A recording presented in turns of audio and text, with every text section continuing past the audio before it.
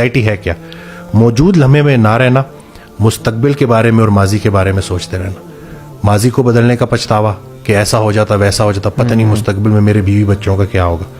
तो जो इंसान ये सोचता है कि मेरे बीवी बच्चों का मेरे बाद क्या होगा, उसका ईमान नामुकम्मल, उसने पालने वाली सिर्फ पे ईमान नहीं लाया. एंग्जाइटी वसवसे और शक की बीमारी है.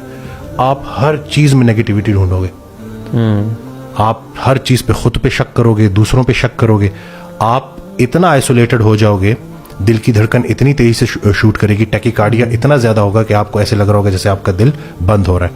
इसी तरह से दम घुटना, सफोकेशन, ये प्रॉपर लोग फील करते हैं. इसी तरह से इतनी जिस्म में थकावट कि 5 मिनट का काम करना भी मरीज के लिए अजाब होगा कि अगर मैं ये 5 मिनट भी काम करूंगा तो पता नहीं मैं सारा दिन कैसे गुजारूंगा. तो उसका नतीजा क्या निकलता है? वो आइसोलेशन में चले जाते हैं, सोशल एंग्जाइटी हो जाती है, बंदों से कतराना शुरू हो जाते हैं, एक कमरे तक बंद हो जाते हैं.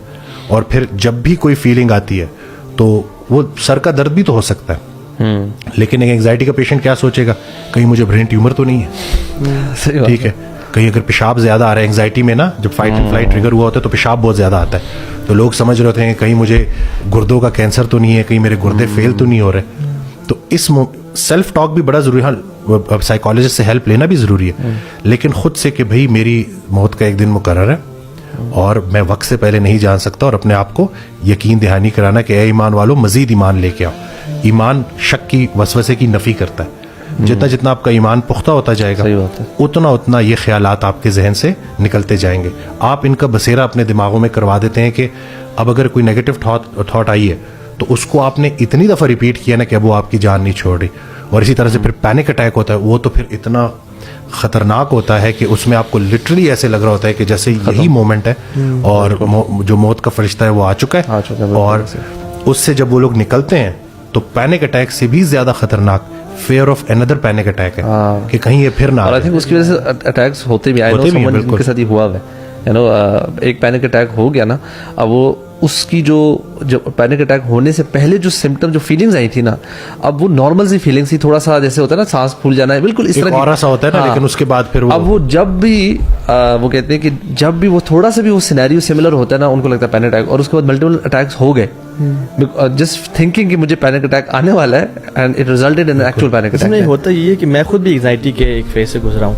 ये होता है कि व्हेन यू आर वरिड कि मुझे वो दोबारा ना हो जाए ना, ये जो वरी है ना कि मुझे दोबारा ना हो जाए, मुझे दोबारा ना हो जाए, और आप हर चीज ना जहन में कनेक्शंस बनाते हो, उस वजह से मुझे हुआ था, उस वजह से मुझे हुआ था, पूरे पैकेज बनाते कि क्यों अब होने लगा है, क्यों होने लगा. और फिर आपका ना जहन उससे ना यानी एक कनेक्टिविटी डेवलप कर लेते हैं कि जब ये फेज आया तो उसमें वही हार्ट बीट तेज, वो बंदा जो 100 सीढ़ियाँ चढ़ ले तो सांस नहीं चढ़ता, वो 5 सीढ़ियाँ चढ़ता है उसको सांस चढ़ना शुरू हो जाता है.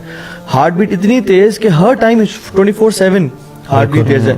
फिर होंठों का सूख जाना, प्यास लगना, बार बार वॉशरूम का आना, और अगेन यानी लोगों से बात करने की कॉन्फिडेंस शैटर हो जाना, सेल्फ एस्टीम लो हो जाती है. और यानी अल्हम्दुलिल्लाह I am a confident person, लेकिन जब मैं उस फेज में था ना, I never used to talk. मैं चाहता मैं अकेला रहूं, घर पे मेहमान ना आए, कोई फोन बजना ना दिल की धड़कन तेज, ओह ये क्या न्यूज आई होगी, सुभान अल्लाह. इवन घंटी का बजना बाहर कोई आफत आ गई है, serious fear of the unknown. So ये एग्जैक्टली जो है ना, ये पता है वसीम, इसमें कुछ लोग ऐसे भी हैं, those who wake up with anxiety, यानी the life is normal completely fine, but when they wake up at a panic attack तो मैं नहीं कहूँगा, but anxiety attack. ठीक है. आपके पास ऐसे कोई केसेस आए हैं या? बिल्कुल, उसकी बहुत सारे केसेस ऐसे भी होते हैं जिनके पीछे कोई वजह नहीं होती, लेकिन जब हम प्रॉपर उनसे बात करते हैं, जब वो खुलते हैं तो पता चलता है कि कोई डिस्टर्ब चाइल्डहुड है, कोई बचपन में कुछ ऐसी चीज देखी थी, कोई एग्जाम क्लियर करना चाहते थे वो नहीं हो पाया, मार्क्स पूरे नहीं आए, यानी कि कहीं ना कहीं कोई ना कोई एक फेलियर है, कोई अनरिजॉल्व कोई मसला चला आ रहा है जो कि चलते चलते यहाँ तक आया है. वो जरा सा जब वो खुलते हैं तो पता चलता है कि पीछे कोई ना कोई बात ऐसी थी. जैसे उस दिन एक साहब आए, वो कहते हैं कि मैं बिल्कुल स्ट्रेस नहीं लेता और चेहरे पे स्ट्रेस ही स्ट्रेस है. तो मैंने कहा कि देखें जी, ये आप रहने दें, ऐसी बात ना करें. जो ये डिनाइल में आप है ना, बगैर स्ट्रेस के हम सरवाइव ही नहीं कर सकते. फिजियोलॉजिकल जो एंग्जाइटी है, अगर वो एग्जाम से पहले नहीं होगी तो आप पढ़ेंगे कैसे? पहले आप एक्सेप्ट तो करें कि आपकी लाइफ में मसले चल रहे हैं, हर इंसान की जिंदगी में प्रॉब्लम्स होते हैं। बेहतर इंसान वो है जो उन प्रॉब्लम्स को अपने ऊपर हावी ना होने दे। आप अगर एक चीज को एक्सेप्ट ही नहीं कर रहे तो आपने तो पहला स्टेप ही नहीं लिया। तो फिर वो उन्होंने कहा कि नहीं ऐसे, तो फिर मैंने उनको ये भी बताया कि एक वीडियो में देख रहा था, उसमें वो बंदा कहता है कि 2 ही लोग हैं जिनको एंग्जाइटी नहीं होती, एक साइकोपैथ्स और एक वो जो कि कब्रिस्तान में दफन है। जो जिंदा है ना, उसकी लाइफ के साथ ये प्रॉब्लम्स चल रही हैं और वो हर इंसान की लाइफ में होती हैं।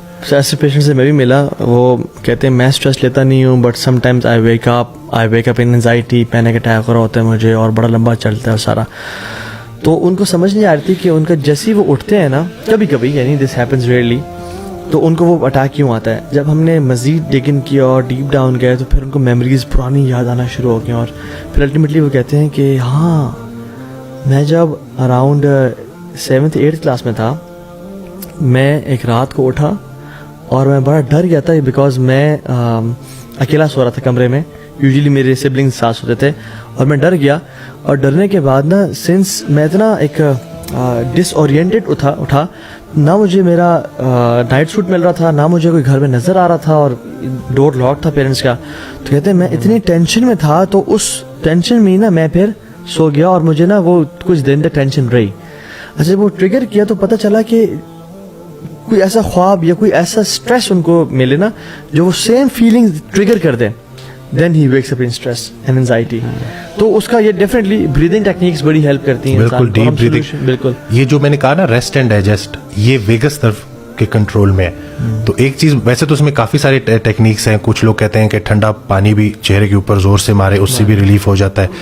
लेकिन जो मुझे सबसे अच्छी चीज लगी ना, कि जब हम पेरिफेरल विजन को एक्टिवेट करते हैं, यानी कि हम कोई अल्लाह की बनाई हुई एक खूबसूरत जगह के सामने खड़े हैं। एंग्जाइटी का पेशेंट है, उसका टनल विजन होता है ना, वो बिल्कुल फंसा हुआ रहता है। हर वक्त उसके माथे पे एक परेशानी है और वो एक ही जगह को लेके ना, एक ही पॉइंट पे बिल्कुल फंसा हुआ है।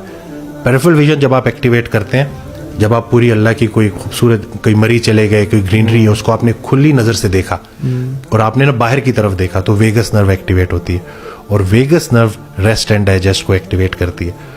बहुत सारे एंग्जाइटी के पेशेंट्स एसिडिटी की शिकायत कर रहे होते हैं, मैदे का निज़ाम दरम भरम हुआ होता है, डाइजेशन, और उसके लिए फिर वो प्रोटॉन पंप इनहिबिटर्स भी ले रहे होते हैं, मैदे की और अद्वियात भी ले रहे होते हैं। ये हमारा मेन ब्रेन है, मैदा हमारा सेकंड ब्रेन है। जब तक मेन जो ब्रेन है वो स्ट्रेस में है, हाजमे का निज़ाम ठीक नहीं हो सकता। अब आप हद चेक करें कि स्ट्रेस वहीं का वहीं है, उसके ऊपर काम नहीं हो रहा, और अद्वियात का अंबार लिया जा रहा है। और ये जो पीपीआई है, प्रोटॉन पंप इनहिबिटर्स, ये वाइटामिन की डेफिशिएंसी करा देती हैं, खास तौर पे विटामिन B12 की डेफिशिएंसी करा देती है। विटामिन B12 का नर्वस सिस्टम का और रेड ब्लड सेल्स का क्या लिंक है, वो हर कोई देख सकता है आजकल। तो ये नहीं कि वो मेडिकेशंस जो न्यूट्रिशनल डेफिशिएंसीज भी करा रही हैं वो आप ले रहे हो, उनके और भी साइड इफेक्ट्स हैं, लेकिन जो सही थेरेपी थी वो उसकी तरफ आप नहीं जा रहे हो। तो इसका मतलब है कि आप बस उस बीमारी को खींचे जा रहे हो, उस एक बीमारी से कई बीमारियां निकलने वाली हैं। तो ये भी ज़रूरी है कि लोगों को हमने लाइफस्टाइल मॉडिफिकेशन की तरफ लेके आना है। वही जो हम बात करते हैं, अल्लाह ने हमें मुशक्क़त के लिए पैदा किया है। एक्सरसाइज करने से वो जो एपिनेफ्रीन और एपिनेफ्रीन रिलीज हो रही होती है, ये जो फाइट एंड फ्लाइट में जो हार्मोन, उनको हम यूज़ कर लेते हैं, उससे यह है कि वो एंग्जाइटी हमारे ऊपर हावी नहीं होती।